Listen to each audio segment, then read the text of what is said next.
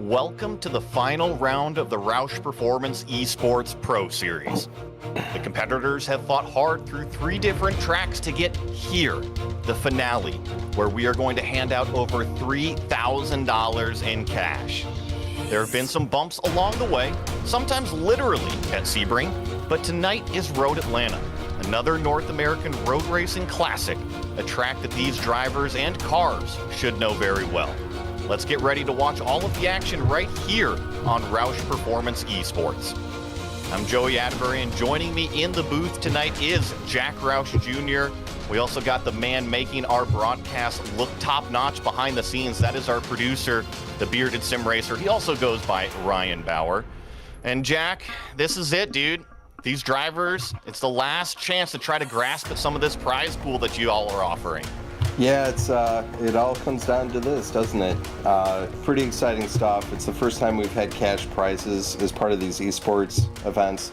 We've been doing this a long time, and you know, it's amazing to see how hard people fight for money, isn't it? I think it really brings out a little bit more fierce competition, and this is exactly what we're going to be giving out. Over $3,000, but that championship winner, that is a big-time payday no matter how you look at it. $2,000 in cash can completely change your sim racing career around. Not only that, but you're going to get a $250 VRS gift certificate as well. So if you're looking at maybe dropping in one of those new DFPs in the rig or maybe some of those pedals, well, there's a great down payment as well. And remember, Jack, it's not just first. We went through this and we said we don't want it all to go to one person. Second, third, fourth, and fifth also get to take home a piece. Yeah, absolutely. You know, it's pretty cool. You know, I think we're going to see some great racing tonight. Even for 5th place, you know, it's still $100. So, man, look out for 6th place coming behind you if you're in 5th. Well, this is the racetrack that the drivers are going to be facing just outside of Atlanta in Brazelton, 2.54 miles in length, 12 turns, home to Petit Le Mans. If you don't know this road racetrack, well, you're living under a rock here in North America. It is a fantastic facility, incredibly fast. These GTP cars are doing about 1:05, 1:06 lap times around here. Also, lots of elevation going on. Starting at turn 1, you really climb up the hill and then down through probably the most iconic section here on Road Atlanta, the S's, which is 4 all the way down the hill through 5, and then it spits you out. Turn 6, turn 7 onto the way, that back straightaway, a huge back straightaway where we're going to see upwards of 180 miles an hour in these GTP cars. So lots of passing, lots of elevation, and it's going to be a fast ride throughout this place. Well, we've can't do it without any of our partners here, and want to thank everybody involved with this series, including RFK Racing.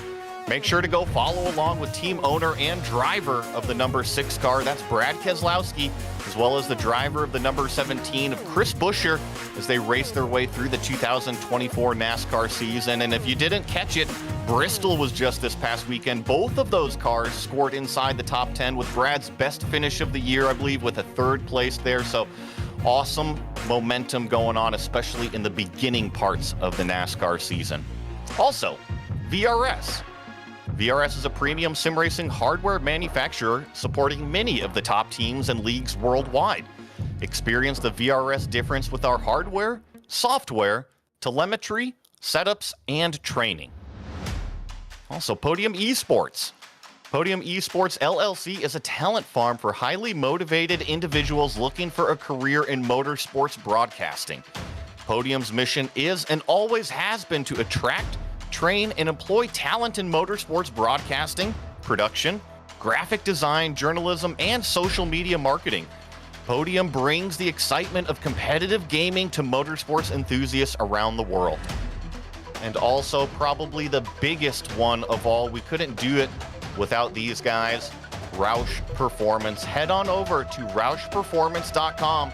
Check out the wide variety of parts for Mustangs, F-150s, Super Duties available. They also have that lifestyle, the events tab over there. So even if you don't have a ROUSH vehicle or don't have a Ford vehicle, there is a place for you. You can go meet up with the crew at all of the different events happening throughout North America. Head on over to that website, ROUSHperformance.com.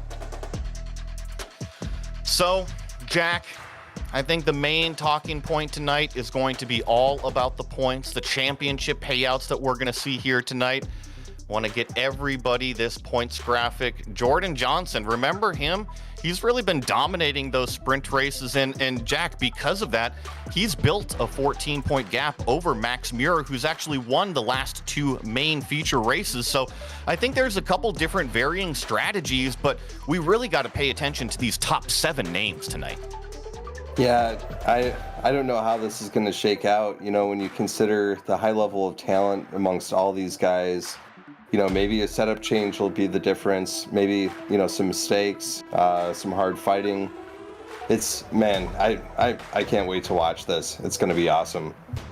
And I misspoke. It's really the top 8 names there. Pat Pelchat, include him as well, because he's only 1 point off of Cam Bidwell. So I feel like first and second, they're kind of competing against each other. So we're going to definitely keep an eye on Jordan Johnson right here. He's your championship points leader coming into today.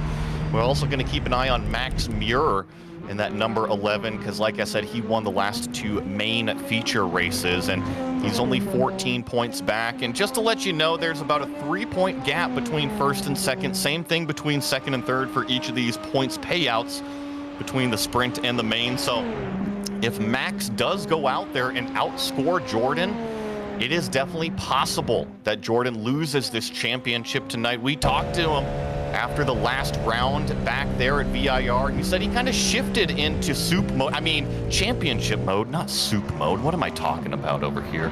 And just kind of was collecting those points. And Jack, I hope you were able to understand that Seinfeld reference.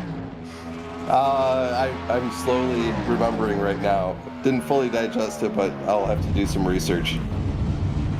No, it'll be really interesting. Jordan has gotten the pole position. Honestly, I think for all 3 of the races, I'd have to go back and double check it, and he's really garnered that gap based off of winning the sprint races. He's had some unlucky attrition, collecting some damage in some of these main feature races, so hasn't necessarily gone the whole night the way that he wants. Maybe it can be put together here at Road Atlanta to really kind of put the icing on the cake, but we're going to find out. And I think the other big one, Alex Ellis, he's kind of sitting there in the 5th place, but he's currently P2 in this qualifying order. So I think that any of these top 5, top 7 championship drivers, they've obviously brought the speed to Road Atlanta, and now it is up to them to lay it down in this 10-minute qualifying, set that grid for that sprint race.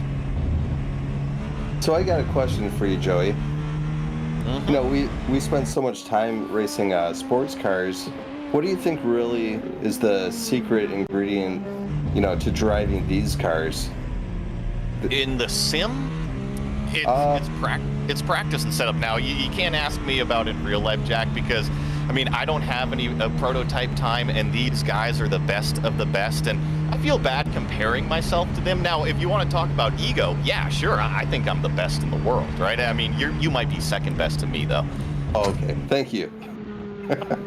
No, but to your point, Jack, I think that the prototypes, you have to understand the downforce levels, right? In sports cars or even in GT3s that are incredibly popular here in iRacing, they don't have those aggressive aerodynamic packages like these prototype cars do. And I think the other thing that these specific cars offer is that rear brake-by-wire system, which is totally unconventional compared to just the dual cylinder or dual master system that we're used to in a sports car. So I think there's a few things between the aero and then also the, call it technology packages that these cars have. Yeah, I agree. It's when you look at these cars, not just the technical specs, but look how they behave on the track. It really is incredible, the physics that these things are able to operate within. They're just so planted because of the downforce that you mentioned, and man, are they fast. Well, I mean, couple it with the tires that they got on them, and here's the cars that we're talking about. So it's pretty cool that iRacing has the 4 different GTP cars.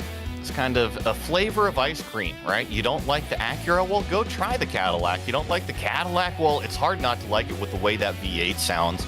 Go try the BMW. Go try the Porsche. So I think it's pretty cool that iRacing not only has brought the GTP class, but they brought so many of the GTP class out here.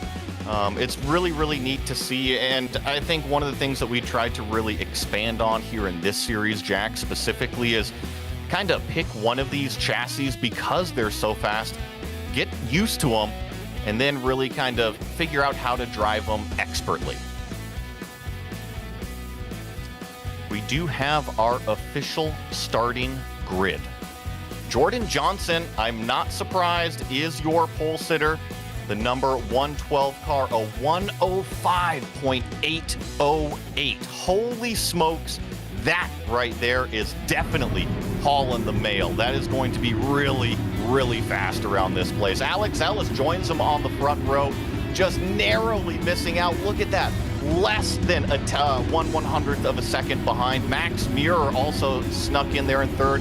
Brandon Hawken is going to be starting in the 4th place position with Christian Youngwall in 5th. We're going to have to keep an eye on Christian. He's in that top 7, kind of in that championship point scenario. Flynn Lazier lining up in 6th. Blake Reynolds in 7th, another one of these top 4 championship contenders. Ryan O'Connor in 8th. Ray Kingsbury in 9th, and Lance Loomis in 10th. In 11th, we got a familiar name, Paul Darling. In 12th, John Marchbanks. In 13th, Cameron Bidwell. 14th, Pat Palchat. 15th, Eddie Layton. 16th, Jeff Evans. In 17th, Cody Crossgrove. In 18th, Rui Pinto. In 19th, Milan Harris. And in 20th, Zeven Shurik. We got Will Chen back here in the number 17 and 21st. Corey Vervink, our buddy over at iRacing, always got to tell us he is from Indianapolis out here. Trust me, his iRacing account says different, but trust me, he is a Hoosier. Also, Charles Hosea in the number 100 starting in 23rd. And Peachy Campos back here 24th. And his good best buddy, Rolly Filgaris, is going to be joining him back there on the grid in 25th. And Jack, this is the time that I like to say thank you to all of our competitors. We had 26 cars last round at VIR. We started the season with just shy of 40. It's awesome to see it, and it's all because of these racers that are showing up to these ROUSH Performance esports events every week. You said it, Joey. Personally, I'm very appreciative of all these guys for being part of this with us, and some of the people who are not able to be here tonight. Lots of new faces, tons of talent. you know, you got to love the old regulars, you know, sticking with it and hanging out with us too. Awesome stuff. And before we go green, we're on the back straightaway. I want to ask you one last question, Jack. Is there maybe a corner that you're going to keep your eye on here today that you're going to say, hey, this is a danger area and you better watch out? That's a good question. There's definitely some sketchy stuff here. Really, I think that 10A, the turn right there, where the field is heading into, is going to be a very exciting one. Speeds are going to be super high, passing zones. You're going to see people taking risk there. I think that'd have to be the corner. I think you circled a highlight corner. You're right. It's the biggest break zone. And here's the action right here. We got a green flag for the finale of the ROUSH Performance Esports Pro Series at Road Atlanta. It's Jordan Johnson with the whole shot. Alex Ellis is hanging tough on the outside. He is going to get sucked into second place. That is Max Muir in that third place car, that red and blue. Then we've got Brandon Hawken dipping into line as the cars dive down through the S's. Oh no, it looks like we've got a problem up there in turn 3 and more cars spun around. I believe that was Paul Darling facing the wrong way going down the S's the first time. Oh man, I thought we were going to make it clean through the first few corners, but I think that was wishful thinking. A little bit of wishful thinking indeed. Road Atlanta can be incredibly narrow. It was so busy, especially going down the hill for the first time. I think there was 2, 3 wide at certain sections, and I mean, it is a funnel. It took out a huge chunk of cars, and we see it right here. There's a 4-second gap after the top 7. So right now, up front, Jordan Johnson, Max Muir, Alex Ellis, Flynn Lazier, Christian Youngwall, Brandon Hawken, and Ryan O'Connor. We are going to be watching really these front 7 as there is a huge gap between them and the rest of the pack here. Here's the number 99 car. This is Brandon Hawken. Really interesting to see him. He is kind of fallen through the order a little bit earlier in the championship, recovered really nicely. And Jack, this is one of these drivers that's competed with us prior on ROUSH Performance Esports. He's also incredibly fast, participating in some really high-profile iRacing events. Always nice to have him here. Yeah, really great stuff. You know, just thank you once again to him and all the other competitors. It's awesome to see you guys out here. Rocketing down the back straight, and I'm not surprised one bit to see Jordan Johnson already stretching his legs. We're going to get a podium replay here. So it all unravels in turn 3. I'm not surprised. So there's going to be a couple cars off. Oh, I believe that was Blake Reynolds making contact with the car, and then he just does the right thing. He just kind of keeps it in reverse out of the way, and then there, Paul Darling actually gets pinched. There is a slow car coming back out onto the racetrack. I believe John Marshbanks went around the outside. I think it was Paul Darling around the inside, and then they both came together down through the S's. And I know it seems really narrow, and you say, well, how did everybody get collected in that? Jack, maybe you can kind of speak on, once you crest the hill out of turn 3 and start going down towards turn 5, it really is a one-lane racetrack, isn't it? It is. You know, when you ask me that question of where the excitement would be, I don't think of those as passing turns. You know, in real life, especially when your life is on the line and equipment, you know, you really, got to be very careful through those turns. You don't really see aggressive side-by-side racing there in real life. And it's just so tough, especially on the first lap with the cold tires and everything. Just really unfortunate. But hey, that's also part of racing. Now, we do have live race control, race admins looking over, so I know that we're going to be reviewing that, and we're going to see if anything needs to come of it. But honestly, from the couple looks that I had, it was just multiple cars arguing over one spot on the racetrack. I didn't necessarily see any doors being closed maliciously. It's just a kind of a product when you put nearly 30 of these prototype cars on Road Atlanta. Such a narrow racetrack. Sometimes you kind of have to tiptoe around for the first lap or two, get everything moving, and then start to get it underway. And as I say that, that actually might be Max Muir's strategy, because it was the 112 of Jordan starting to stretch his legs, but all of a sudden, the Road Atlanta native of Max Muir over here, he's crawling it back. You got to wonder, in these fast parts of the track, I really wonder how far back the draft is working at these different speeds with these cars. So I can tell you, in iRacing, the rough kind of time is about 1 second. Now, it does stretch a little bit further than that, maybe 1.2 or so, but once you get 1 second behind the car in front of you, you really start to feel it, and then the closer and closer you get, it definitely kind of pulls you along a little bit more dramatically, at least than I've experienced in GT3 and GT4 cars. But these are prototypes. They do have a big old wake out the back end, so you can really get up under that wing and it starts to pull you along. And this is really important. So there was only a 14-point gap separating these two drivers coming into this finale championship round. If Max is able to outscore Jordan here in the sprint, he knocks out 3 more of those points, so it crawls him ever closer to that top championship spot. We're going to have to keep an eye on this one, especially, Jack, we didn't mention that top 8 grid invert. That throws both of these drivers, primarily the 112, Jordan Johnson, a little bit more into championship mode where you have to be conservative about those points. Right now, I would consider this Max Muir's opportunity to go out there and be aggressive.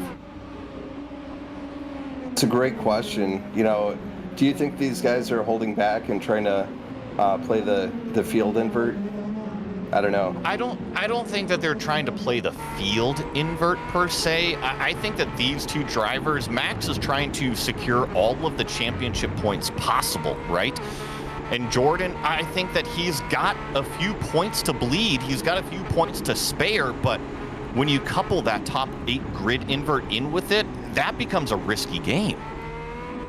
It does, definitely. Yeah, it's very tough decisions you have to make. I don't know about you, Joey, but once I put a helmet on, I just tend to want to go. I don't tend to hold back. I don't know. Are you different? I'm not any different, and Max is showing that he's not different at all. Made a deep move in turn 10A. We've got a new leader that is Max Muir to the point. Really nicely done. Jordan Johnson went defensive on the back straightaway. Max said, all right, I'll take it the long way around 10A. Was really hard on those brakes and overtook for the lead, and he has brought his buddy Alex Ellis with them. So, Jack, talk us through this pass. This is textbook here at Road Atlanta, staying on the racing line. So what we're talking about with the draft, Max pulled it off great, and this is a switchover, so he got the inside for the second turn to the right, and bam, onto the front straight. Great pass, great racing. Jordan played it smart. He didn't, push the issue and make contact. He's going to survive here and have a fighting chance for the end of this heat. And I think that Jordan, he doesn't want to let Max by, right? He wants to go out there and win. He wants to collect checkered flags. However, when we look at that big point scenario, he is only losing 3 points to Max right now. So going in, as long as it stays the same, right? If Alex right here in third place comes up and passes Jordan for that second place, I think that Jordan Johnson is in a little bit of some thin ice area, but I think that Jordan, if he holds the 11-point gap going into the championship main feature round, he's still looking okay. I wouldn't want to fall back any further than that. And we're going to jump on board Brandon Hawken right here, because Brandon is our 3rd place championship runner, and he's currently running in 5th.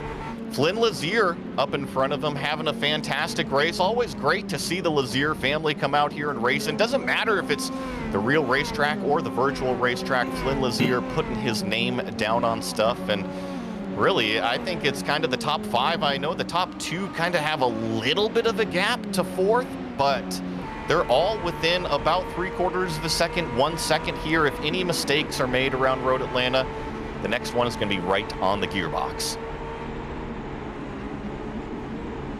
When you look at the this series, our vision for this, Joey, as you remember, was to do just what the title says, is to create a pro series.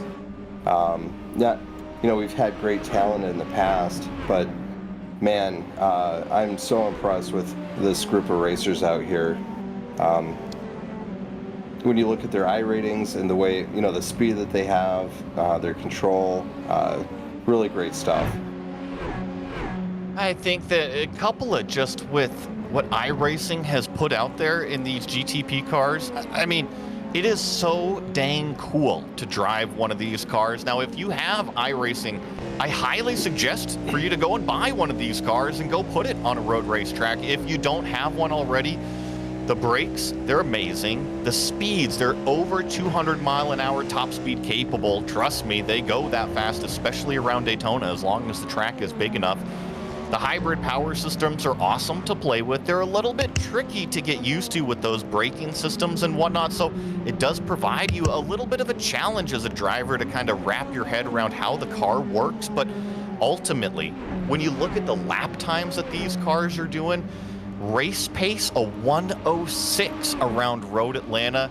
I mean, it doesn't really get any faster than that. Maybe some Indy cars, definitely Formula One, but guess what? We don't really get to play with those here in iRacing. If you're looking for the fastest of the fastest when it comes to sports cars, this is it, and it's super cool to see on the virtual screen. It sure is, man. It's unbelievable how realistic this is.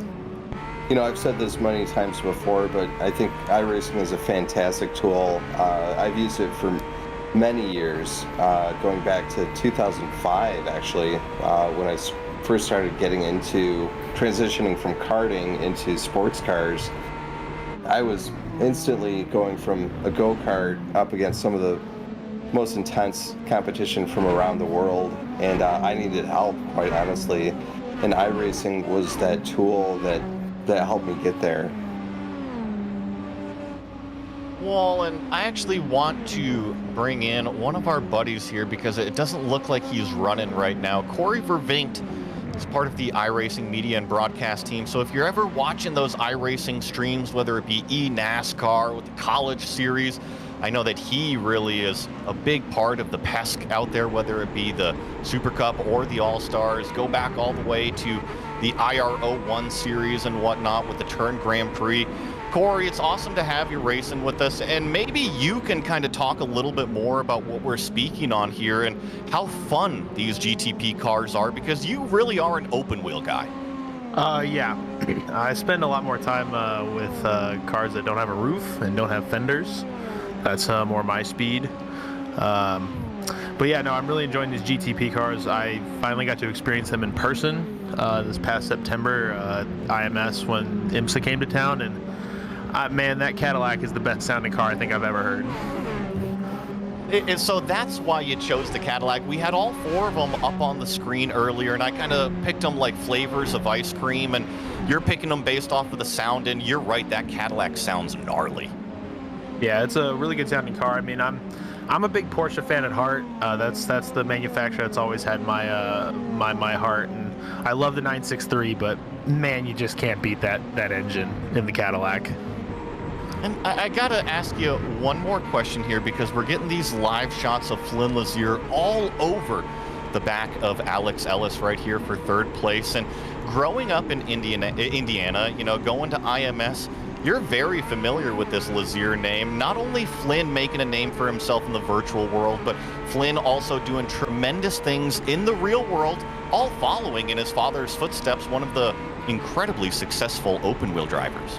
I got most of my introduction to open wheel and IndyCar through my dad when he worked at IndyCar, and he knew Buddy Lazier, he knew Flynn when he was a little kid, and it's cool getting to share a track with him now, all these years later after my dad met him. So it's cool to get to do stuff like this. That's why I appreciate you guys having me out on these events and having me out here on the track. Cold tires did me in after I already smacked the wall one time, so we're gonna regroup and get it together for the feature race here. That's what we'd like to hear, and Corey, you're more than welcome to stick around as long as you want. And I know that the key word recently in iRacing is rain. Rain, rain, rain, rain, rain. I know that he's going to be going and practicing for that virtual Sebring race here in a little bit. So if you guys have any questions about rain, drop them in the chat. Corey's still in here for a little while. We'll put him on the spot, try to make him answer some iRacing questions that might make him feel a little bit nervous out there. But thank you, Corey, for coming and joining with us. Anytime, guys. I appreciate you guys having me on here. So, Jack, we've been watching these images. Alex Ellis here in this number 5 car, this blue and red, has had a mirror full of Flynn Lazier for the last handful of laps, but we're coming around to the white flag right now. He's got to get it done because Max Muir just took it 1 lap to go. Yeah, who knows? I don't know. It's a little bit of a gap still. You know, Lazier is really showing some great speed. And as I say that, man, it's amazing how he just closed. Whoa, no! Oh, yeah, man. There was definitely some contact there, some front to rear contact on the corner. Unfortunately, Alex Ellis spins around. He's going to keep going, and you gotta kind of feel for Alex. I know that Flynn isn't necessarily in the championship. Oh no, more cars spun around down through the S's there. So Alex is still going. He lost the 3rd place to Brandon Hawken, who is a championship contender. Now, Brandon is in front of Alex by, I'm checking, about 25 points. So I don't think that this is going to hurt Alex's championship effort too much. Certainly not good for the ego, but what is good for the ego is what Max Muir is doing right here. He's made it around already. He's going to collect the first checkered flag of the night, narrow down that points margin to Jordan Johnson, who finishes in 2nd place. The podium will be rounded out with Brandon Hawken, and then Alex Ellis finishing inside of the top 5 as well. We're going to get the rest of the cars coming through. Man, Jack, these cars fly around Road Atlanta. I thought I didn't talk that long, but Max did a whole lap while I was talking. Oh, yeah. It's, man, watching that incident, I'm still trying to wrap my head around what I just saw there. You know, it kind of occurred to me that maybe this was a hardware issue or something may have happened. Just the closing distance, or the closing speed seemed like it may have caught Lazier off guard, or maybe he shot too hard into that turn. I just don't know. It's a little difficult to judge, you know, the side-to-side gaps, especially if your field of view isn't set perfectly. Now here, you can already see Ellis off of the racing line, so he gets choked up and then wide through 3. So Lazier just nails turn 3 and then just gets into the right rear corner of Alex Ellis. And you can't drive through a car on the racetrack. I understand what Flynn was doing. He was trying to slide to the outside around Alex there, and Alex does have the right to kind of slide to the middle of the racetrack himself, and it's 2 cars arguing over 1 position out there, and sometimes, yeah, incidents do happen, but I can show you, look, Alex only fell from 3rd down to 4th. I know it's tough, but only 1 position loss. Max Muir did collect that win. Jordan with the 2nd place finish. Brandon Hawken 3rd, Alex Ellis 4th, Christian Youngwall in 5th, Pat Pelchat in 6th. A terrific result for Pat Pelchat. He really showed up last week at VIR, and he's continuing it here at Road Atlanta. Ryan O'Connor in 7th, John Marshbanks in 8th, Cam Bidwell in 9th. Cody Crosgrove rounds out the top 10 here in the sprint, Jack. And in 11th, Milan Harris. 12th finished Eddie Layton. In 13th, Charles Hosea. In 14th, Rui Pinto. In 15th, Blake Reynolds. In 16th, Steven Sharik. 17th, Jeff Evans. And in 18th, Will Chen. In 19th, Flynn Lazier. And in 20th, Rolly Falgaris. And across the page, Paul Darling did get back out on the track, 1 lap down. Also had Ray Kingsbury, Lance Loomis 1 lap down. Peachy Campos a few. And then our man from Flavortown himself, unfortunately, had that early incident. Corey Vervinkt. But we will see him back out there on the racetrack. And what's happening right now is we're just going to have a really fast break between the 2 races. We're going to get back going with our main 35-minute feature race. So there's just kind of a little bit of a 5-minute warm-up period here for either the drivers to kind of keep the rhythm flowing out there on the racetrack like we're seeing Jordan and Max and Alex out there. Or it can be time to get up, get that glass of water, take a breather, maybe go back and review where you can get a little bit faster. But one thing's for sure, you better put that full race setup in, because we got an over double race length, so you got to make sure there's enough fuel in the car. That is a very easy mistake to make, and it will end your race for sure, whether it's real life or in the sim world. Thank you for the reminder, Joey. Hey, you know what? That's what we're here for, to help out our buddies, Corey. So, let's give a little bit of an update on this championship scenario. Let's bring up the points as they were going into this round, okay? So, it was Jordan Johnson on top. He had a 14-point gap over Max Muir. Now remember, Max just won, so that 14-point gap is now only 11 points. So Max outscored Jordan by 3 points, narrowed it down to 11 points. So we're gonna basically have to watch the gap between Jordan and Max throughout this main 35-minute race. If there's only 1 or 2 positions difference between the two, it's not going to be enough for Max to really go up there and overtake and steal that $2,000 away.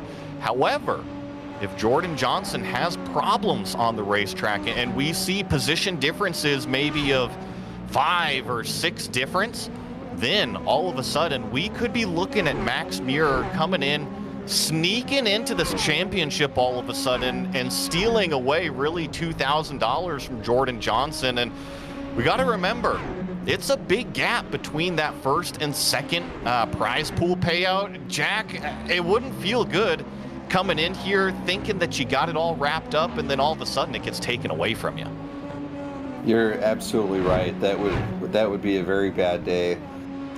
Man, it may seem like a big gap, but really, man, it just takes one little mistake, getting caught up in lap traffic, or one little wheel off at the wrong time, and that could end the entire championship for Jordan. And Jordan has not had the best of luck in the main feature races, so I think that he really has shifted into championship mode. When we asked him after VIR, that was kind of in the back of his head. Now coming into Road Atlanta, a second place finish in the sprint, it's good quality points, but I'm sure he would have loved to get another checkered flag, and now he's really going to have to kind of walk on eggshells a little bit more, just one final time, and we're going to see if it's going to be Jordan taking home the $2,000, if it's going to be Max taking home the $2,000, who's going to play that second place driver, if they can steal it away or not. And we didn't talk about it. Jack, our favorite curveball, that top 8 grid invert. It sure is. It really creates a lot of chaos. Great racing. We've done that, the inverts for a while, even with our off-road truck series, and it really does not disappoint in making a great show. As we're heading into this race, Joey, what's on my mind is I'm wondering if these guys made any last-minute changes to their setups. I haven't seen the data, but I'm wondering, did Max have a different wing setting or some downforce differences for that long straight? Maybe he gave up a little bit of downforce and had more speed that let him better draft Jordan. Yeah, we'll see. I don't know. I know if I was Jordan, I might think about playing with that wing angle. Maybe not, though. Man, there's some tough decisions here. And you bring up an excellent point. Another point that we haven't mentioned here is that this is an open setup series. So it's up to the drivers to go out there and really maximize the speed. So if you need more turn in the car, well, guess what? They're making those adjustments. And you're right to that. If we don't, or maybe if the driver's not happy with their setup from the 15-minute race, they can go in there and adjust that and try to make their car a little bit better. And we've got that official grid for our main race. It's going to be John Marshall. Oh, wait. Oh, Joey, I was just going to steal that from you. I've mispronounced his name all these times, and I was finally going to get it right. Marshall. Sorry, John. No, Jack, you take this top 8 grid invert. It is all you. All right, thanks, Joey. In second, we have Ryan O'Connor. In third, we have Pat Palchat. In fourth, Christian Youngwall. In fifth, Alex Ellis. In sixth, Brandon Hawken. Seventh, Jordan Johnson. And eighth, Max Muir. In ninth, well, I guess we're just gonna stick with those because go ahead, Joey. No, I interrupted you, Jack. You were about to spit it out and say it's only the top 8 that have changed from the results. Basically, everybody else, 9th, 10th on back, nothing's changed from their results from the sprint race leading into the grid here in the main feature race. But this is what it's all about right here. We put this prize pool on the line. We've had some awesome partners with RFK Racing, VRS, Podium Esports, ROUSH Performance, and this is what it's all about, right? We've done 3.5 events so far. We've got the half of event left here with the main feature race, and it's time for the drivers to go lay it all out on the line. Sure is. It's been quite a journey, and man, all of it comes down to this. We're going to know in 35 minutes who the champion is, and man, I can't wait. Jack, I have to say thank you because my dog, Jet, just brought down a Tupperware lid, so I had to wrestle that away from him right now. Things that you don't usually have to do in the commentary booth, but when you're working virtual racing, you do. It's pretty amusing down here. So, we've got everybody lined up down the back straightaway here. Jack has circled turn 10A as the highlight corner. That was this right here, and he was right. Remember, we saw the pass for the lead. That race dictating change happened at turn 10A. However, it was turns 3 that was really the problem child earlier on, and we're about to see if it's going to be deja vu or maybe a little bit of a different story as John Marshbanks takes the green flag from Barney. The outside lane is a little bit slow to get going, and then Jordan Johnson gets stacked up way to the inside, and we're 3 wide, getting squeezed into turn 1. A little bit of side pod banging, but everybody makes it out the other side. 2 wide up over turn number 3 for the first time, and now down the hill it is still Marshbanks out front. Pat Pelchak giving chase, and now into turn number 5. Oh no, that was one of the red and blue cars. I'm gonna have to check, see who exactly that was, but guaranteed that's a championship contender. That's Max Muir. Oh man, that was too bad to see. We'll see how Max can rally back. It's gonna be a challenge though, this far back. Oh my goodness, and I think there was maybe just a little bit of contact. I think, Max Muir was involved, but this is the race for the lead. Up here is Pat getting really aggressive down to the inside. Oh, almost outbreaks him, but an excellent defense from Marshbanks. Hangs on to the outside, a little bit more contact as the two were wrestling over this lead. Alex Ellis in third, Christian Youngwall in fourth. We have got a whole different group of drivers here inside the top 4 for this one. And these guys are really racing well. The side-by-side, oh man, you got to expect that through, that first sequence there, going side-by-side. I don't think I've ever done that in the real world. Man, it's super risky. Oh, and that's really tough because that was that second red and blue Maradness car. That was Alex Ellis. So both of those cars between Max Muir and Alex Ellis just not having the start that they wanted. And all of a sudden, this championship is blown open for the 112 right here, who finds himself in third place, outscoring all of his championship rivals, and probably the best opportunity that he's had all season long to claim a checkered flag in the main. It looks really good for Jordan right now. But man, this is a race. You don't know how it's going to pan out, and he's got to be smart, not make mistakes, keep it clean. Really, moments like this reminds me of something my dad always hammers into me every time I put on a helmet, and that's in order to finish first, you must first finish.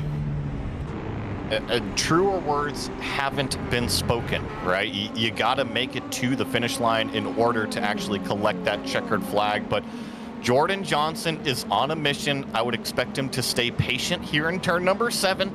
Let's just watch him get the exit out. Yeah, just so clean through the apex, really gets on the gas.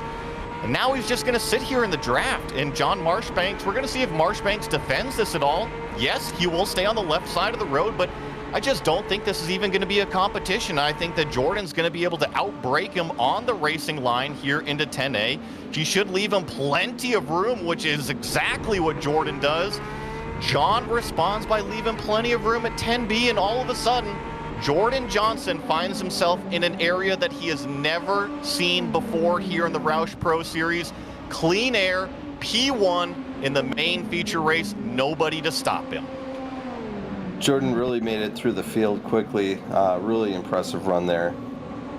And you got to hand it to John for, giving him such a challenge, but also keeping it clean. Oh, and that was Max Muir. I would love to see that one again here because I believe this is Cam Bidwell going side by side, and Max just kind of squeezes him down to the inside. It's a little bit of a posturing move for sure, going down into the S's, and I don't blame him, right? He's trying to secure the place over Cam, but ultimately he was still there on the outside, so maybe a little bit of netcode contact, and then unfortunately, iRacing kind of hooks the cars together sometime. I think the biggest thing was, how did Max not get hit when he spun back across the racetrack? Jack, I don't know how this even happened. Well, if I was Max, especially in real life, I'd feel like I just won the lottery there. 100%, and remember, he's second in the championship. Brandon Hawken is third in the championship, and Brandon was about roughly 20 points behind going into this main feature race, so there had to be a big gap between the two for really Brandon to jump up, but guess what? That's available now. Well, never mind. Here's the number 99. I mean, talk about some things falling apart at the very last minute. We've had Max fall out. We've had Alex fall out. We've had Brandon Hawken fall out. This is an excellent opportunity for, I'm looking at the second place runner, Blake Reynolds, who has had so much unfortune here this series. It's all coming together for him for another solid result. All these laps remind me of more like the end, how the end of a race would be, with the aggressive driving.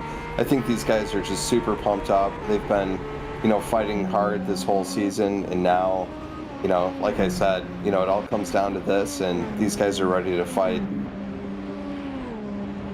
Well, these front two, really kind of the front three, are starting to run away. They're about 1.2 seconds away from each other, and the gap is all right here. And actually, John Marshbank slips up just a little bit in turn 3. That allows Flynn Lazier to squeak by, as well as Ryan O'Connor, and now he's going to get taken advantage of again.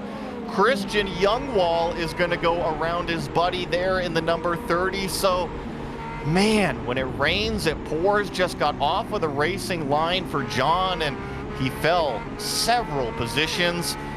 Oh man, Road Atlanta, we talked about how narrow the racetrack was and the incidents in that first race. Well, you saw what just happens when you can get kind of bullied off of the racing line. And honestly, Jack, here comes another one, car number 4. Cody Crosgrove is now looking to the inside of him too.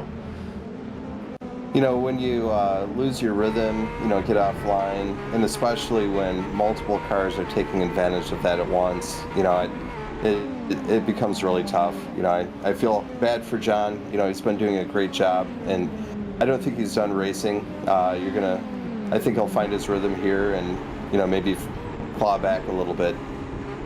And I got to give props to John, because guess what? Oh, wow! Holy moly!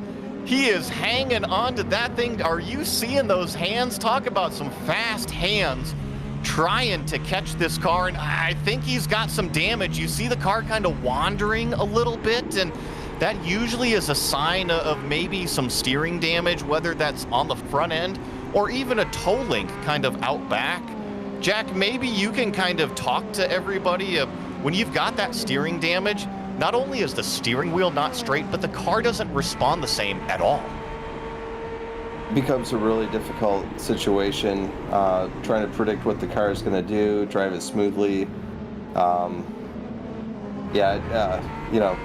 Before he started showing signs of that, I was curious if maybe it was due to a setup problem with the fuel, having them much weight and changing the dynamics of the vehicle. But I guess we'll see here. But it could very well be damage that's causing this. So we're watching this battle for what is 5th on the racetrack. We're looking out the back of Ryan O'Connor's car, and Ryan, unfortunately, isn't in the championship scenario. He had to miss 1 or 2 of the rounds a little bit earlier in the season, but he has come back. He's racing with us here at Road Atlanta, and always a rock in that PRE, that Precision Racing League over there.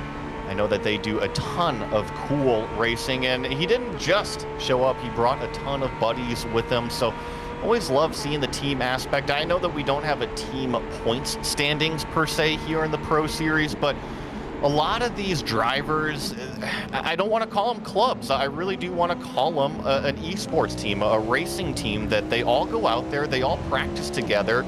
And not only do they compete here in the ROUSH Pro Series, Jack, but they also have several other racing series that they go and compete with. So it's pretty cool to kind of tap into these various different groups and have them come in and play here on our playground. It sure is. It has me thinking too, is there some element of team points that we should consider for the future? As you know, Joey, we're always trying to do different things with our esports events. We've done off-road trucks. We started with sports cars. We've done more amateur style racing with, maybe lower level race cars. And man, it's just a whole lot of different things to consider. We're constantly trying to evolve this and create more fun for our participants and also for our audience as well. I don't know if anybody noticed on the back of the screen there, that was definitely an oopsie by Milan Harris in the number 96 car, losing it over turn number 5. That is a tricky area here on Road Atlanta, and it's honestly a common area that we see tons of problems. I know that I myself have spun there multiple times, whether it be a Spec Miata or a GT4 car. You get up over these exit curbs, right? Actually, that one started at Apex, got a little bit loose, and then on the exit curbs, and Jack, I'm sure you've seen it, the hook spin out of turn 5 to driver's left, always a popular choice. I don't know about that. Definitely not fun. Well, I just grabbed the second Tupperware lid away from my golden retriever. He is up to no good over here, the Lord of Mischief, and we're going to keep everybody on tune with Paul Darling making his way up. And remember, Paul had the unfortunate first lap incident in our sprint race, so he didn't get any benefit from that top 8 grid invert. He's had to earn all these positions the hard way, and I know that Corey Vervinkt is still hanging out with us. We're letting him race still, but he would be very happy to know that Paul Darling here, he's a Cadillac buddy, so he's kind of representing these rumbly V8s. Get that motor all the way up towards the front of the pack.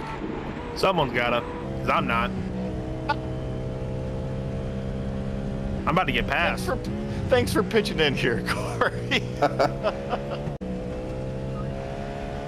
Oh my goodness. Well, as we watch Paul kind of navigate this track, I'm gonna try to find some of these championship contenders. Remember, Max fell all the way back. Alex had the problem earlier at the race.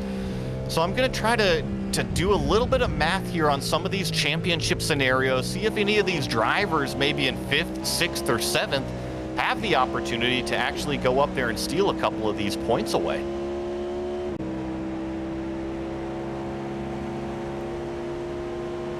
Watch Paul Darling here, all over the back. He's got that draft on Marshbanks. We've seen so many of the passes stay on the racing line, and Paul opts to do the exact same thing. The ROUSH Performance prior champion out here in the esports, Paul Darling, moves that Cadillac up into 7th place position. I can tell you he's got a little bit of a mountain to climb to go catch 6th. That's Christian Youngwall. He's about 4 seconds up the road. I think of all the battles, maybe the closest might be Cam Bidwell right here. El Tigre, who's chasing the number 100 Rockefeller Racing Cadillac, but something that these two have to be a little bit aware of is the car behind is Max Muir. He's actually the fastest car on the racetrack, closing down this gap quite significantly every lap. So when Paul passed John not long ago, I thought, oh wow, you know, John raced him hard, but they kept it clean. And immediately John was flashing his lights at Paul. I don't know what that was about, if he was trying to throw him off and try to get him down the front straight. But excellent racing from both those guys. I don't know, do you have any comments on what was going on there? I think that John, remember, not all these drivers have the voice chat turned on, and we always don't get to talk to each other after the race. So sometimes it's a flash of the lights for aggression, but I think in that specific case, Jack, it was more of a flash of the light saying, hey, thanks for not running me over. It was nice. Go about your way. Nice seeing you. I think that may have been the case, but then right at the end of the front straight, John popped to the inside of turn 1, maybe trying to show a threat, which was a smart move. It's something I might have done. You know, Joey, if that's what that flash of the lights means, then that might be the most respectful GTP exchange I've ever seen. You know, I'm just trying to give the benefit of the doubt over here. Maybe we'll get John in a post-race chat and he'll be able to tell us. How about that, guys? That's fair. Well, as we saw on screen just a few seconds ago, Max Muir just kind of drove around both Cam Bidwell and Charles Hosea out there, so he is trying to recoup a lot of these points. I don't think that Max is in danger of losing out second place. I think that if we're seeing any championship swings, it's actually from Blake Reynolds, who's having a very lonely race in second place, the number 066 car, because he came in 4th. However, Brandon Hawken, right in front of him, is no longer running here. So he was only about 12 points or so back. So I think the big story in terms of some things shifting around in terms of the prize pool payouts, it's definitely going to be Blake Reynolds. And if he is able to outscore enough to get that 3rd place in the championship, as now we watch Alex Ellis catch up to Charles and Cam. Remember, we saw Max go past these two cars. Well, now it is Alex's turn, and I love getting these pictures from Alex. Jack, you do a ton of go-karting. Usually it's kind of the forward lean, getting the helmet out of the air. Maybe in the virtual lean, it's all that virtual horsepower just shoving him so far back in the seat. Yeah, it does look like he's got a go-kart seating position there, more like an There enduro. it is. Yep. We gotta ask him, right? Yep. Yeah, the in the sprint karts that me and my son race, there's one track close by, well, not really that close, it's in Indiana, that we go to, where draft is a huge element, and you will see all the guys tucked down, leaning forward, trying to get their head below the steering wheel. So a little bit different. You got to do anything to try to gain that speed, and I think the other cool part, I mean, this is just kind of nerdiness, is we're watching Alex go around El Tigre there. That's Cam Bidwell, so move Alex up into the 11th place position. But Jack, with the 2 strokes and whatnot, do you guys have to play all of the cooling games of the tape over the radiator and then putting the hand over the air box to get it all warmed up and ready? Oh, absolutely. I ran a 125 TAG X30 engine the last few years, and I did have tape over the radiator, and on the opening laps, you know, I would put my hand over the radiator trying to create some more heat in there. But for the sports car courses, for the tag karts, really the trick is to have these little curtains that you pull down over the radiator and you'll actually make several adjustments through the race trying to optimize the temperature. Always fun stuff if you think that you got a lot going on here in iRacing with all the various knobs and buttons and switches and whatnot. You know, it got just as much, even in just a go-kart, right? You got everything to kind of monitor and make sure everything is up to race pace. And speaking of race pace, Paul Darling is kind of fallen off a little bit. I'm not sure if it's just kind of the Cadillac falling off and the Acura is picking up a little bit of pace, but the 199 of Christian Youngwall, he's inserted himself into the picture. He's brought his buddy Cody Crosgrove to party with them. So all of a sudden, Paul Darling went from being kind of the attacker out there on the racetrack to having to watch the mirrors. And actually, Corey, are you busy? Are you racing around? I see you racing, but maybe you can kind of talk to us just a touch. Does the Cadillac stay pretty consistent, or do you maybe think that there's a little bit more fall off between each of the chassis? I've definitely noticed my tires are starting to go. That might just be me being super aggressive like I would in any open wheel car. So that might be user error, but I definitely have felt my tires start to go here as we hit just over halfway. And that's pretty typical, right? And especially kind of up to each driver. And we were watching Youngwall pressure Darling, but I think it's Crosgrove that had the position there going into the brake zone. He decides to kind of stay put. I think that Cody realizes that both himself and the 199, this purple and white car right in front of him, are just a touch faster than Paul Darling. Now Cody proves me wrong. He's going to look down to the inside of turn number 1. Outbreaks a little bit of contact. That's going to send him off into the grass. Doesn't make it all the way to the wall, but Jack, he loses valuable track position. It only took a little bit. Good thing he didn't have any contact with the wall, as you mentioned, but yeah, it's the tiniest little bit of force makes all the difference, doesn't it? And, you know, it was just that tiny little bit just kind of slid onto the racing line, and the other car was still there. Left rear to front right contact on exit is never what you want to feel here at Road Atlanta. So we're checking in with our race leader, Jordan Johnson. Now, this is the easiest Jordan has ever had it here in ROUSH Pro Series.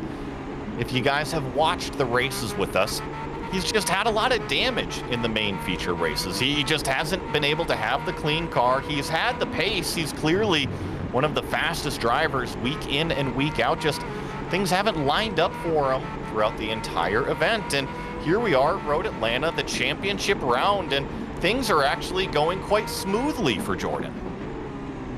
They sure are. You saw the lap traffic there, letting Jordan by, which is great to see. Yeah, that was me. Maury. Yeah, doing the best I can, trying not to, wreck someone out of a muddy position. Well, thank you, Corey. I don't know how you do it.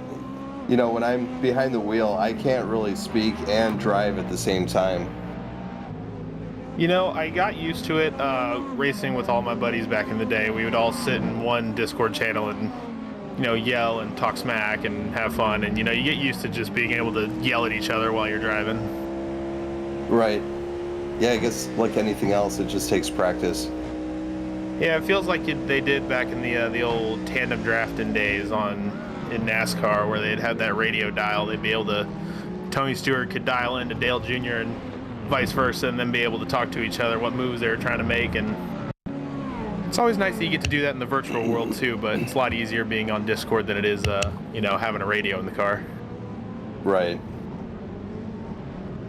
We just got that replay here on screen. So this was Flynn Lazier, the previous lap on lap number 19 or so. Unfortunately got into our buddy Will Chen on the racetrack.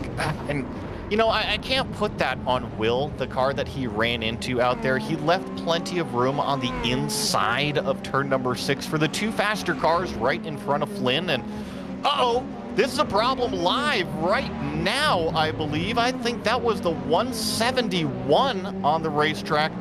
That was Jeff Evans. And Corey, did you have a front row seat of that one? I'm not quite sure. I felt a bump on my left-hand side. I genuinely do not know what happened. I just kind of got bonked and just kept driving. Yeah, I'm taking a look at the replay right now. So that happened off of the back straightaway, and Corey, you are in the clear, 100%. That had nothing to do with you. That was just a little bit of some side-to-side contact, and unfortunately, Jeff Evans in the number 171 car wound up in the concrete wall. So this is our closest battle. This is Paul Darling looking out the back of his car. It's Christian Youngwall in that number 199 giving chase for 6th place. And I should say that Christian Youngwall is one of these drivers that's kind of floating around the top 5 in that championship scenario. So I think that the driver of that purple car right there is going to be more aggressive than ever, because there's some money on the line for him potentially.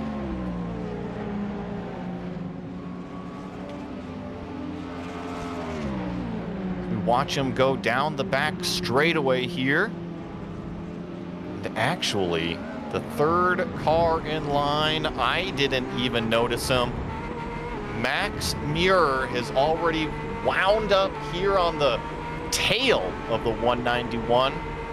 It's an excellent run through turn 12, so this is going to be pretty textbook here into turn number 1. In fact, he's already cleared them by corner entry. So now Max sets his sights on Paul Darling, and I think that this is pretty important for Max to do, not only kind of put his foot down on how fast he's been throughout this championship, prove it here at Road Atlanta. Remember, he already collected the checkered flag in the sprint, but I think that he really wants to secure that 2nd place in the championship. If he has another problem and doesn't kind of run anymore or falls all the way down the order, Blake Reynolds is close enough that he could steal away some money from Max. Yeah, the level of racing that we're seeing here, man, is really cool. Paul, as you know, he's a very fast driver in the simulator. And he's been racing with us, as I mentioned earlier, for years now. And each time he comes to our events, you know, he's always strong. He's won multiple championships with us before. And man, it just really shows what a high level of competition this series is. To talk about Paul Darling for just a second, I want to say thank you too, because you're right, he's competed with us for years, right? And he was kind of the OG Pro Series winner. Now, it wasn't called the Pro Series back then. Remember, we had the World Tour, and we had the individual, and we also had that teams kind of championship in the World Tour. And Paul Darling really took control out there along with his teammate, and they went out and they dominated every single weekend out there. And remember what we gave away then? It wasn't $3,000 in cash prize pool, but we were giving away those awesome RC simulator chassis rigs. We had all sorts of stuff from Continental Tire that we were giving away. So if you're thinking about coming and competing with us here on ROUSH Performance Esports, it's not always just cash. You could actually get a simulator at the end of the day, and Paul Darling has gotten one. It's been a lot of fun. You know, that World Tour really was a lot of fun. In particular, we went to many iconic tracks from around the world. Joey, you know, I think I can speak for you as well. You know, tracks that I dreamed of going to but never had the chance to in real life, including Nürburgring. What an amazing experience that was. I think that maybe we'll have to kind of bring back the Nürburgring as long as everybody is on board with it. I know that we're always trying to plan our future ROUSH Performance Esports series. So if you all are listening or have competed with us before, drop it in the chat, drop it in the Discord out here.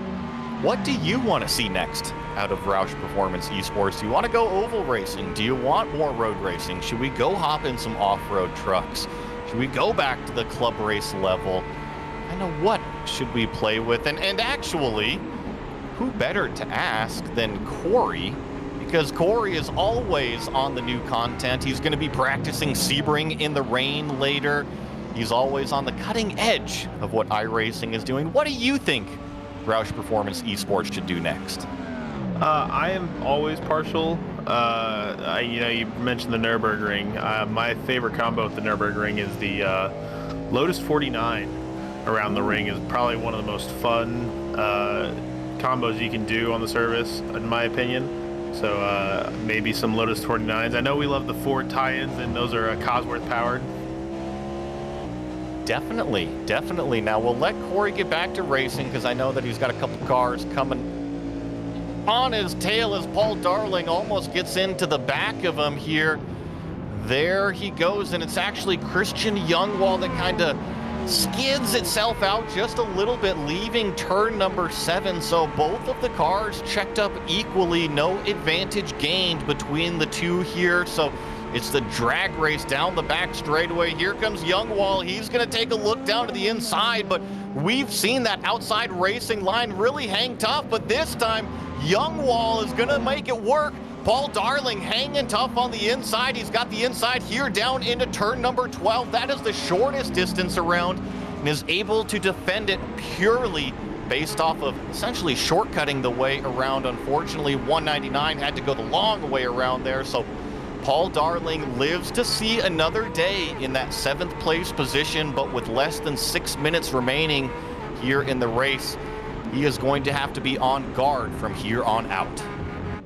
You know, I don't care if it's the real world or the sim world. You know, taking that last turn down the hill side by side takes some gods. Are you saying you've door banged a couple times down that hill, Jack? Because I know I have. Not too bad, but man, it's you got going side by side over any of these hills is pretty unsettling. And I think, at least here in the sim, with these specific GTP cars, you know, they have so much aero grip that you keep your foot flat and just kind of drive it through turn 12. But you're right, if you've ever been to Road Atlanta in person, you realize how steep that hill is. And if you drive a car without downforce, right, you don't have that splitter sucking the front end down to the road, and you don't have any of these underbody flat trays or big rear wings on the back end, you kind of have to manage the mechanical grip going down the hill a little bit. It's just kind of a little bit of a different driving style than what we see out here on these prototypes. But all in all, this place an absolute blast to drive, isn't it? It is. Yeah, it's definitely a great track. It's you know, when I think of Road Atlanta, it's kind of funny. It really looks quite a bit like Virginia, especially that last turn onto the back straight. Really reminds me of Oak Tree at VIR, you know, but the hills here are in some ways even bigger. You know, you have the S's at VIR, but here you have a whole lot of little hills and even some big ones.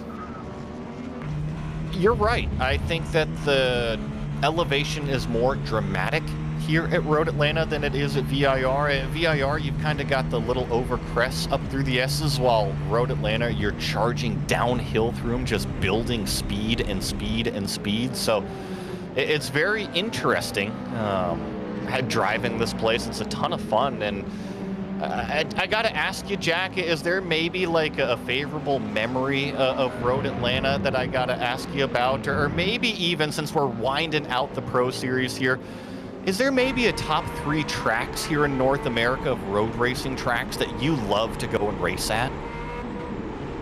It's a great question. You know, they're all so unique. You know, that's, you know, I'm sure that's true for any style of racing, that, you know, the tracks are all different, but especially for road racing, man, it's almost like deciding on who your favorite child is. You know, they're just all, you know, so unique and have their own tricks to them. Road Atlanta is one of them, although admittedly, because of the IMSA schedule during my racing career, I didn't get to race here as much as some of the other courses. For me, you know, I'd say VIR was one of those really special tracks.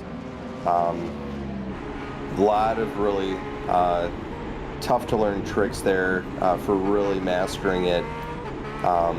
You know, Mosport was another, but I mean, the list really goes on. I could talk for hours about this.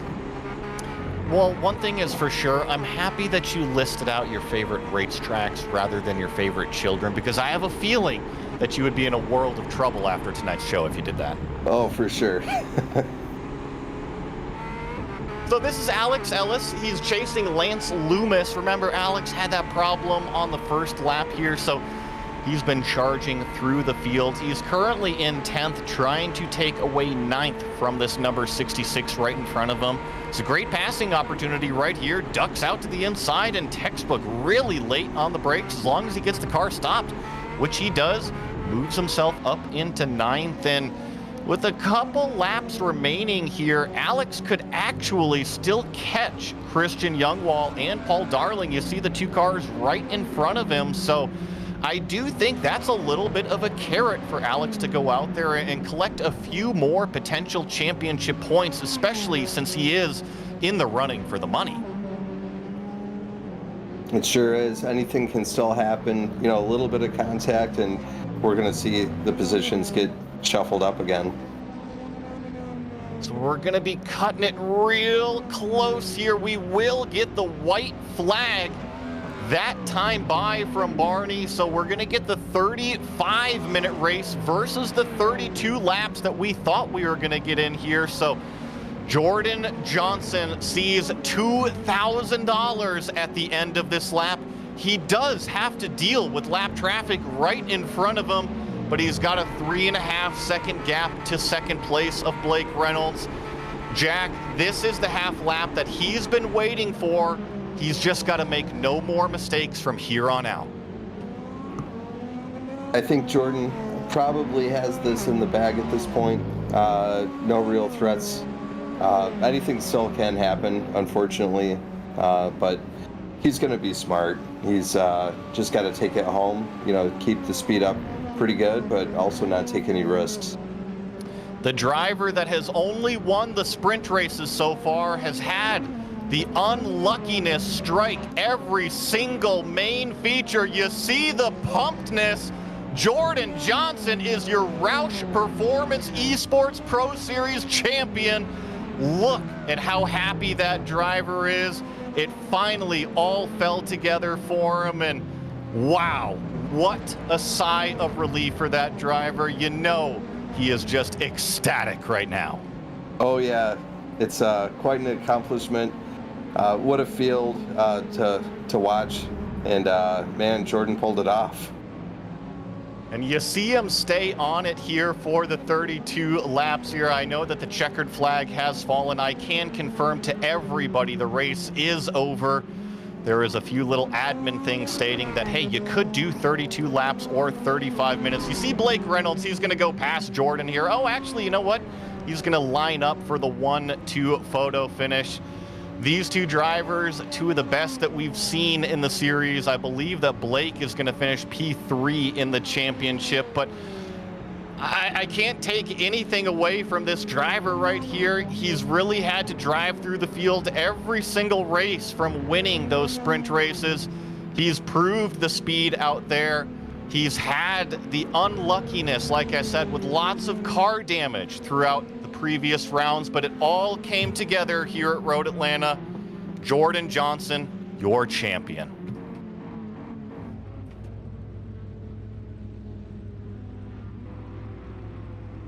Oh, we got a nice burnout here. I guess the GTPs really can create some smoke like that.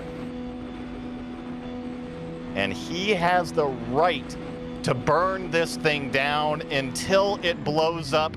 You see him still just, I don't think that he can believe it yet. He was just so happy coming down the hill, coming through turn 12, keeping the fist bumps all the way up. You saw just the relief once he crossed the start-finish line, collected that checkered flag, and he really has been kind of the driver of the Pro Series. He's been the fastest in terms of the qualifying. Max Muir showed up late in the championship and gave him a run for the money, but it has all been that black and green 112. What we're going to do, take a really fast break and be back to talk with our champion, talk with our podium finishers, and give away that cold, hard cash. So don't go anywhere. Racing isn't easy. but experiencing it is. iRacing puts you in the driver's seat with the industry's leading sim racing game. Drive on laser scan replicas of the greatest racing circuits from around the world.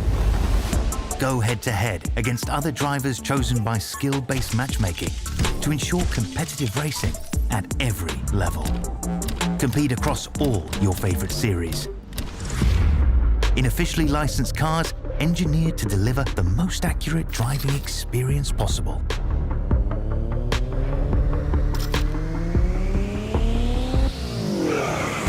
Join a race or host your own with players from across the globe.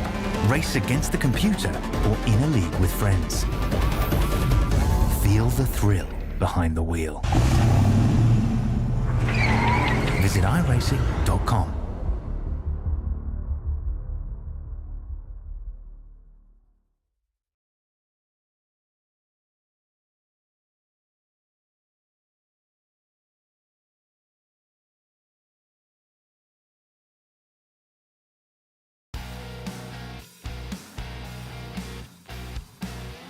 Well, a rightful champion to the series. It was the 112 of Jordan Johnson taking home the lion's share of the prize pool payout and also finally collecting the main feature win that he has looked for all series long. Blake Reynolds also had everything fall together here for this race, collecting his second place of the year. Pat Pelchat, I didn't even notice this one. I am sorry, Pat, that we didn't talk about you more, but he had a podium just last week at VIR and makes it now a back-to-back podium here at Road Atlanta with a third-place finish. Flynn Lazier, after that little bit of an incident in Turn 6, does recover to finish fourth. Max Muir, I think the biggest story of it all. The lap one spin down through the S's somehow didn't get collected by everybody else, was able to drive the car back to fifth place, collect those valuable points to stay at what is second in the championship. Ryan O'Connor finishing sixth. Alex Ellis also having that comeback drive after the early issues, finishing seventh. Paul Darling, prior esports champion, with us here in eighth. Lance Loomis ninth, and Christian Youngwall locked in that battle there with Paul. The entire second half of the race, finishes in 10th. In 11th, Cody Crossgrove. In 12th, Cameron Bidwell. In 13th, Charles Hosea. In 14th, Eddie Layton. 15th, Stephen Sharik. In 16th, John Marshabanks. In 17th, Corey Vervinkt. In 18th, Will Chen. In 19th, Rolly Falgares. And in 20th, Ray Kingsbury. And I was laughing at myself because I finally got John's name correct for a second time. I am very, very proud of you, Jack. Boy, thank you. Jeff Evans here in the number 171 finishes in 21st. Rui Pinto in 22nd.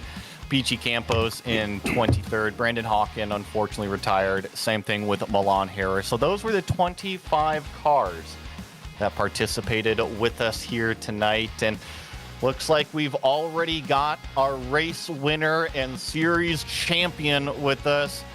Jordan, dude, how does it feel, man? About time, right? We finally brought home a feature win. I did say last week I was going to need to just keep out of damage, and well, there we go. Yeah, no, it feels great. Coming into Road Atlanta, I was terrified, honestly, because this was probably my worst track out of the entire calendar. And I think that kind of showed in the sprint race, especially with temperatures being a little bit higher than I expected. I burned things up, and I couldn't keep the car in the window it needed to be. So relief, I think, is the main thing I'm feeling right now, because I thought at any moment I could just throw that all away. So speaking of throwing it all away, I mean, Max almost did it with you here on the first lap of that main feature. How nervous were you knowing that Road Atlanta is just funnel after funnel going up over turn 3 and then down through the S's, knowing you got to keep it clean? Terrified, honestly. And I think it was made even worse that there was two of the satellite cars way to the front of me and one to the left of me, so I was boxed in from the start. But yeah, I mean, unbelievable to just be able to keep myself clean. That's really was my main goal. I did get a jump at the start, and I thought I could get up the inside of Alex, but didn't come true. But I think for the story of the race, that did end up being better for me, as there was a big incident right in front of me, actually twice, I believe. Well, I think you worded it perfectly. It all kind of fell together for you finally, right, in the main feature. And Jack, I want to bring you in here because, you know, Jordan is the newest ROUSH Performance Esports champion. I want to hand over this interview to you now if you wanted to ask or help celebrate with Jordan in any way. That was awesome, Jordan. Great job. Personally, I'm just trying to figure out, what the thought process was, when you mentioned that your temps were too high. Did you make any changes for the feature race? Yeah, through the sprint, I realized right at the end, once I was finally able to look at my tire temperatures, that I was really burning up the rears and the left-hand side. So I did make some changes. I put a little bit of traction control in to kind of save the rears, and accidentally turned it off in the middle of the race too at some point. I don't know when. So I burned up my tires again in the feature race, but I was able to get them finally back down. And then pretty much once I finally got that about 2-3 second gap on Blake, I was really just sitting there tire saving the entire race and just trying to keep them alive. A little bit of lift coast here and there, just take the car a little bit easier into corners and a little bit easier out. So overall, just kind of completely changing my driving style from attacking to just conserving and controlling the race from the front. Well, awesome. Again, great job, Jordan. Thank you. Well, Jordan, I just want to say congratulations, man. You're the newest ROUSH Performance Esports champion. Now's your time. Anybody you want to thank? Yeah, of course, Apex Racing Academy and all of our partners, VRS, Computer PC Systems, Stormforce Gaming, of course, ART and SDK Gaming. All of my teammates and everything, they put in a little bit and helped me out, give me a little bit of extra data, which was massive considering we're in the crunch time for the Sebring 12 coming up this weekend. So I can't thank them enough for that, and the support and guidance that every one of my team members has given me, because I don't think I really would have been in the position that I would have been for this championship. I think I would have been fighting for scraps without them. Well, Jordan, you did an awesome job out there last time. Congrats and thank you for racing with us. Thank you. Well, that was a very fitting champion here for the Pro Series. I mean, talk about the fastest driver really taking home the majority of this prize pool payout. It couldn't gone to a better driver in terms of the performance on the Pro Series all season long. But we want to bring in our next interview. It's actually going to be Blake Reynolds. He finished in second place here today. And I got to say, congrats to Blake. Not only was it a second place, but you were able to leapfrog up and finish third in the championship. Congratulations, sir. That's official. Okay, cool. That's what I was gunning for here tonight. Did not seem like I was going to get that after the sprint race. Some unfortunate contact there at turn 3 at the top of the hill. Sent around the Nitro Circus Acura, beautiful as it is. So that certainly started my night, and I was kind of down. And then we get to the feature race, and all of a sudden I'm lights out. I gained like 9 spots on the first lap, and my goodness, just had a lot of pace, great tire wear, and got up to second. I want to talk to you about the season as a whole, because when I look at this crop of 40 drivers that we had participate with us, you probably had to deal with the most adversity on the racetrack. At Sebring, you kind of got checked up while you were in the lead. At VIR, you had an unfortunate incident with a lap car and some netcode contact, but I think that as a racing driver, you never let it phase you, and that was amazing to see. What was your focus like to just kind of keep the visor down and keep chugging away, because it proved a P3 in the championship points here? Pretty much, it's always been my mentality, even when I was a eNASCAR pro, just always stay in the race, don't quit. Just get the pace out of the car the best you can, whatever damage you adapt, if your strategy gets thrown off, you adapt. You just try to be adaptable. And I feel like through the years of running different disciplines, being a Nitro Circus, I run dirt more now a little bit. So, learning a new discipline in the Pro 4 off road and the Pro 2 off road, even a little bit of rallycross here and there. It's just, you add some more notes to your resume and try to be adaptable in any way. And in some ways, like tonight, I would attribute I had great pace there at the end. I had fantastic tire wear, and I attribute that to my years in eNASCAR, learning to save tires on a brick of a race car going 200 miles an hour at like a mile and a half, trying not to blow the tires off of it. And it does transfer over here, I find. So just trying to be the best driver I can and learning traits and attributes of different cars and just trying to survive and be part of a championship. I think that Jack Jr. would agree with you that seat time is so important, and it doesn't matter what car you are in, you can always learn something. And Jack, I want to bring you in one more time here with Blake finishing P3 in the championship and second in today's race. Leave the rest of the interview up to you. Blake, first of all, congratulations. That was an awesome run. I can't say how much I appreciate you being part of this with us. Is there anyone you'd like to thank? Of course.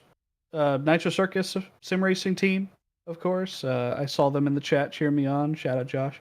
Penguin RC Simulation, Next Level Racing, Apex Gaming PCs, all my partners that support me. Flynn Lazier, Ray Kingsbury, Cody Cosgrove for working on the setup. They fortunately had some worse runs here tonight and kind of in the season, but the setup was good. This is actually a setup from our IMSA esports venture last fall. So little tuning, and it's a shout out to them for working on it and getting it ready to race today. Awesome. Well, thanks again, Blake. Oh, and thank y'all. Thank y'all for ROUSH and all the partners, VRS, RFK Racing. Y'all, I really appreciate y'all putting this on. I've never seen a championship quite like this, in my time. I'm sure that some exist, but it's really cool that an entity such as ROUSH existed in the sim racing world and is putting on events like this, and especially for the prize pool that we're racing for tonight. So thank y'all. That was Blake Reynolds finishing second today and taking home $350 cash by finishing P3 in the championship. So I got our final podium finisher and back-to-back podium finisher now in the last couple weeks. Pat Pelchat is joining us. How does it feel to finally take a sigh of relief? Road Atlanta is now over. It was intense. It's not an easy track to actually be consistent at, and I really think we as a team we got a really decent result tonight. So what was it with the last half of the season where you really just kind of ramped everything up? It seemed like you just showed up with a ton of speed at VIR, got the podium, and then backed it up here at Road Atlanta. Was there something that was different between the first couple rounds and the last couple?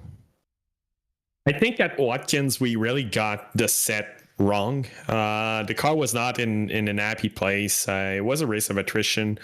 Was pretty decent. I think got P5 in the feature, and I guess it was okay. Just getting used to the field at Watkins, but it's not my strong track by any means. Sebring, pace was probably the best at Sebring, but got rear-ended twice, and once in the feature and once in the sprint, and that really killed both of my race. I had to port back to pits, but I think the last two races are pretty much more representative of where I should have finished in the championship and just my overall pace, but it's okay. Championship was good and it was a lot of fun.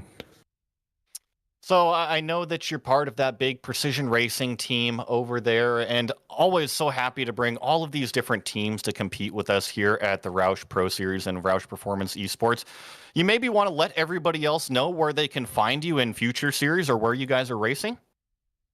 Well, mostly we're racing in the Precision Racing League. That's the league that's affiliated with our team, Precision Racing Esport.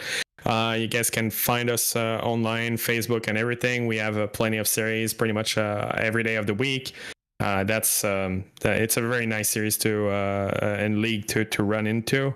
We're aiming for IVRA recently, and there's a bunch of other big series we're aiming big right this year. And yeah, you're gonna see us around, that's for sure. Jack, I want to bring you in here. This is the last interview we've got of the ROUSH Pro Series. It's all yours. Pat, I gotta say thank you for taking the time to be here with us in this series. Great driving out there. Congratulations on your great run tonight. Anyone else you'd like to thank, or any other comments on your event tonight? I think honestly, all my teammates, above anything. Ryan, there was also Jeff and Lance. We had a good chemistry this season. It was good working together and trying to get those results. Also our sponsor, Advanced Sim Racing, Moranes, Butt Kicker, Mr. Edge Photography, and Racebox, big partner of PRE and PRL. We couldn't do this without them. And yeah, I think that's pretty much. And you guys, seriously, you guys killed it. It was a great series to run in. I think the format was interesting, and really looking forward to another series like around what you guys did. That's for sure. Awesome. Well, thank you, Pat. And Pat is making us blush over here, giving us all these compliments. So yeah, thank you, Pat, for coming out and racing with us. Oh, thank you, guys. Well, it has been a ride, everybody, and we officially have your Pro Series championship points. You see Jordan Johnson getting that victory over Max Muir. So Jordan collects $2,000 in cash, plus a $250 VRS gift certificate to go to some sim racing goodies out there. Max Muir, he doesn't go home empty-handed. $500 goes to that driver. Blake Reynolds, $350. Fourth place of Brandon Hawkins collects $200. And fifth there in Alex Ellis. He couldn't have done it without that comeback drive after the first lap incident. He will take home $100 of that cold, hard cash as well. So awesome to get the official point standings after all of the races here in the Pro Series. And Jack, it's over, man. It's all done. What did you think about it? It was a nail biter. You know, it was really interesting looking at those points at the very end. And just seeing how close they really were, man. Some of those spots were only 1 point different. It's been a blast. Again, I really appreciate all the drivers being here tonight, for you guys, the audience, and checking it out. And yeah, I'm itching to get back to the drawing board and figure out what we're gonna do next. I am too. I know that ROUSH Performance Esports is going to be sticking around. We've got a lot of stuff planned in the future. And like I was telling everybody earlier, if you have a suggestion on what you want us to go and race, whether that's a rain series or an oval or dirt track or whatever, come let us know. Come follow us on social media. Come follow us on Discord. Join the community. Let us know what action you want to see here on the virtual screen, because we love providing it. It's a place for everybody to come and play. And ultimately, Jack, not only a place to come and play, but a place to come and get paid. Absolutely. Yeah, it'll be interesting. Definitely a lot of options to sort through, and really appreciate anyone's feedback and opinions. Well, that's going to do it here for us tonight. Thanks to ROUSH Performance for all of their support, as well as our amazing partners for the event, RFK Racing, VRS, and Podium Esports. This wouldn't be possible without our team behind the scenes, Jack, Trevor, Ryan, JP, everybody involved. Thank you so much. And like I was just telling y'all, remember to follow along on the ROUSH Performance Esports Discord and Facebook pages to stay up to date with all of our future events. And yes, there will be more series, so keep the hype at that fist-pumping level. Until next time, we'll see you at the checkered flag.